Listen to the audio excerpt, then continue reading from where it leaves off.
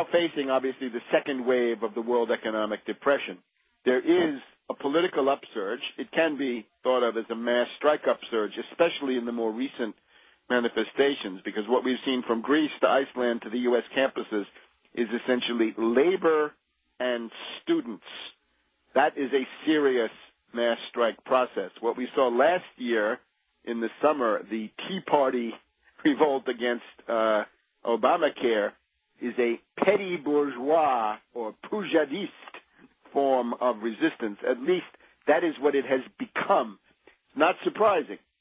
In a mass strike, the ruling elite obviously tries to pit one part of the mass strike against another on class lines. So in this case, it's to take these Tea Party characters and dupe them and turn them into a battering ram against labor, against students, against minorities, the inner city, and indeed the majority of the population. In other words, you want to take part of your labor movement and make them into strike breakers. That's essentially the story of SEIU. So we're in a bad fix in terms of leadership and organization, and since that is so, you will see that the tendency, therefore, is to split. Let me just point your attention to an interesting article in the New York Review of Books this past week, which is an infiltrator in the Tea Party. And what is not understood about the Tea Party is now that the authentic part of this has been winnowed out. The authentic part was a lot of people who went to those town hall meetings last August were there to say, don't cut my Medicare. Don't cut $500 billion out of my Medicare that I've paid for. Hands off my economic rights that come to me through the New Deal, the Great Society, and the New Frontier. Don't do it, Obama. Don't destroy my Medicare in the same way you're destroying the Kennedy space program, and in the same way that your subservience to Wall Street makes a mockery of Franklin D. Roosevelt. Now, of course, those people were pushed out. Those people were shouted down by the loudmouths who turned out to be Republican operatives from the Heartland Institute, the Competitive Enterprise Institute of the ultra-reactionary Richard Mellon Scaife, and, of course, Dick Armey and a whole gang of Republican lobbyists and astroturfing consultancy group. So what you have left is essentially a group of petty bourgeois reactionaries who are ready to be used as strikebreakers, and there's no other way to look at it. The New York Review of Books article is this guy who gets into the Tea Party, goes to the Nashville Opryland convention, and he's surprised by how many of the Tea Party people are rich elitists. How many of them are well-heeled, cosmopolitan, practically socialites. He talks to a couple of people at the Opryland, and one of them had been in Tuscany at their farmhouse in central Italy, and another one had a sloop in the English Channel, practically a yacht. And naturally, you see what the interest of these people are is they are rich people who don't want to be taxed. Simple as that. But they mask that in the rebellion against Obama. And, of course, that is the danger of Obama, is that, as I've been pointing out for 2 years, Obama makes this kind of thing very easy, because if Obama serves Wall Street, the Republicans and reactionaries can sit on the sidelines and snipe against that and call it big government. If Obama started to attack Wall Street, you'd see the Republicans immediately lining up in defense of Wall Street, and a lot of these other characters would be doing it, or they wouldn't be in action. So the high prices, the Opryland location, and so forth, show that what's left of this Tea Party thing, also with the Fox News sponsorship coming in, I would say the authentic elements have been pushed out.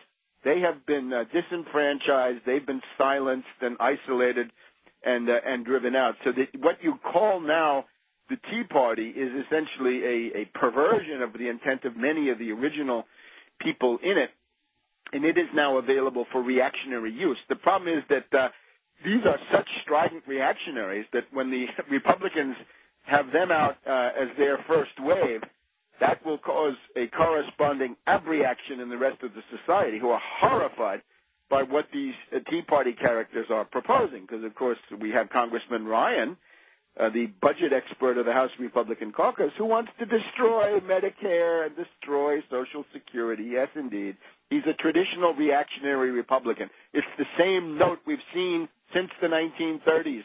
60 to 70 years of reactionary Republicans, Roosevelt haters, all trying to destroy the New Deal. And that is what Gingrich said. He said, everything in my life is basically an attempt to chip away at the heritage of Franklin D. Roosevelt. And we would add of the mass strike process of the 1930s, the Toledo Auto Light, the Detroit sit-down, the general strikes in San Francisco and Minneapolis and so forth, the labor upsurge that actually gave you mass institutions, which the Greeks still have, the Italians still have, but have been destroyed in this country. And that's one of the reasons that the standard of living is falling, and also that public life is so stupid, because there's no institutions that would fight back against the banks. The banks seem to control everything, of course, including the weakened unions at this point. Now, the next stage of the Depression, the foreclosure wave. Washington Post today, March 12th.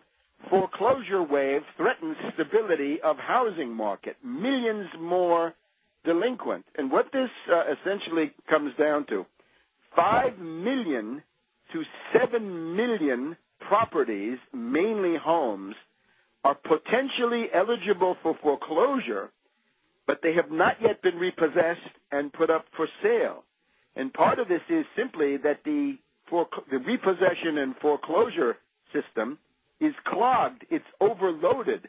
The banks are foreclosing as fast as they can, but their system is, for the moment, overwhelmed.